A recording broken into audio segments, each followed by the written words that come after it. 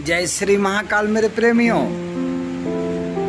आप सब तो जानते ही हैं, उज्जैन से चलते चलते हरिद्वार होते हुए अब हम केदारनाथ पहुंच चुके हैं। तो केदारनाथ में मैंने एक वीडियो देखी राम रहीम जी की, उस समय की जिस समय वो जेल में बंद थे।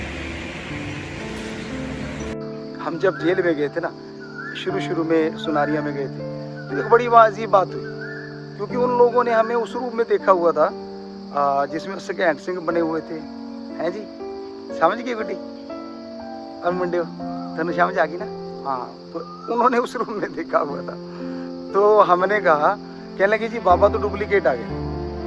अरे हमने कहा नहीं भाई, हम तो वही हैं। कहते ना ना, ये देख बाबा, या तो तेरी दाढ़ी न्यू है और अड़े तेरी दाढ़ी न्यू है। फिर उनको यूं करके हमने यूं करके दिखाया। कहते अरे ये तो वही बाबा है। बड़ी मुश्किल से यकीन आया उनको। तो मतलब इस तरह की बातें होती रही। तो शास्त्र नाम जी दाता रहमत ने उन्होंने रहमत करी है मालिक ने। हम थे, हम हैं, हम ही रहेंगे। हम तो नहीं हैं, लेकिन वो शास्त्र नाम शाह मस्तान दाता रहबर हम में है, तो इसलिए MSG बना दिया उन्होंने। और आपकी सेवा के लिए हम तो चौकीदार हैं, सेवादार हैं। तो जेल के जेलर साहबों ने कहा राम रहीम तो डुप्लीकेट आ गया। तो उन्होंने अपने विचार बताए, जो डुप्लीकेट नहीं, राम रहीम एक ही था, एक ही है और एक ही रहेगा। जिसको कहते हैं ईश्वर का नाम सत्य था, ईश्वर का नाम है और रहेगा। निखिल फिर भी मानव समझ नहीं पा रहा है, आखिर साधु संतों को ही टारगेट क्यों बना रहा है। किसी भी तरीके से साधु संत को भजन नहीं करने दिया जाता है।